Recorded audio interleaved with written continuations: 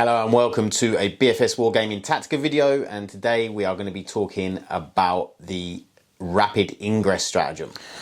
So the Rapid Ingress Stratagem, how it works is you can drop in at the end of your enemy's movement phase. So it's the last thing that happens, the end of your enemy's movement phase. They cannot move after this, they cannot drop in more reinforcements. It's right at the end. You can then drop in 9 inches away from an enemy unit, and it has to be on a turn that you can do it, so usually turn 2 onwards. You can drop in, but you can't do anything else. You can just drop in. If you're in strategic reserve, you have to be within 6 inches of the board edge. If you're deep strike, you can drop in anywhere 9 inches away.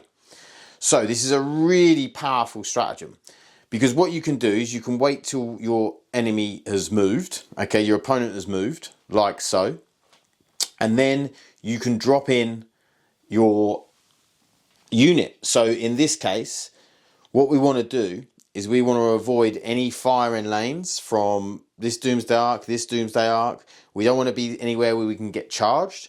So if we come over here, we can drop in 6 Custodes Alaris Terminators. Okay, and what we're going to do is we're going to make sure we don't get any line of sight to us.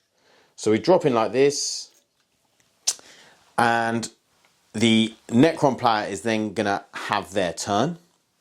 And they're going to shoot at wherever they've lined up to shoot on your army, but these 6 Terminators are now safe.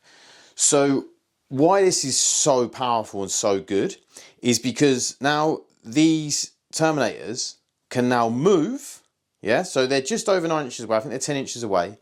They can now move in your movement phase, so they get to move through so that they move 5 inches, okay, and then they can then make a 5-inch charge instead of dropping in your turn and making a 9-inch charge, which is very unreliable. 5-inch charge is with a reroll, CP reroll, you've pretty much guaranteed it.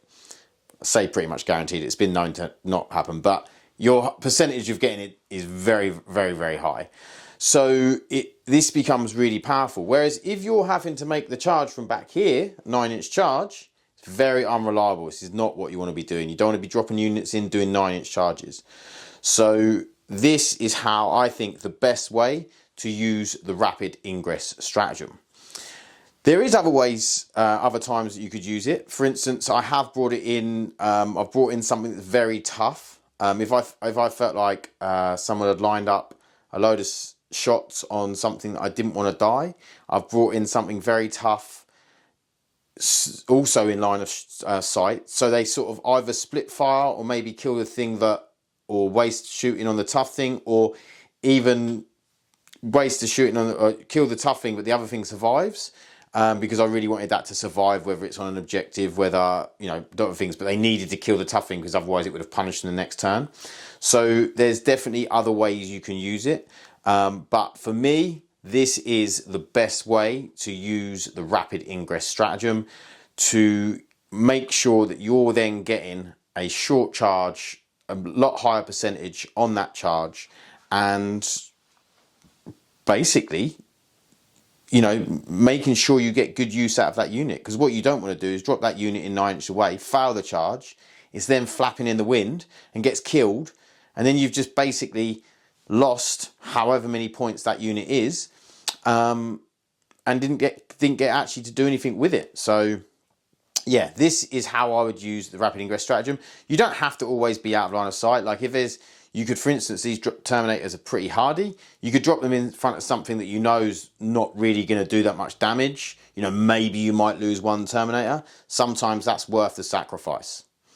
So I really hope this video helped you guys, and we will see you in the next one. Thanks. Bye.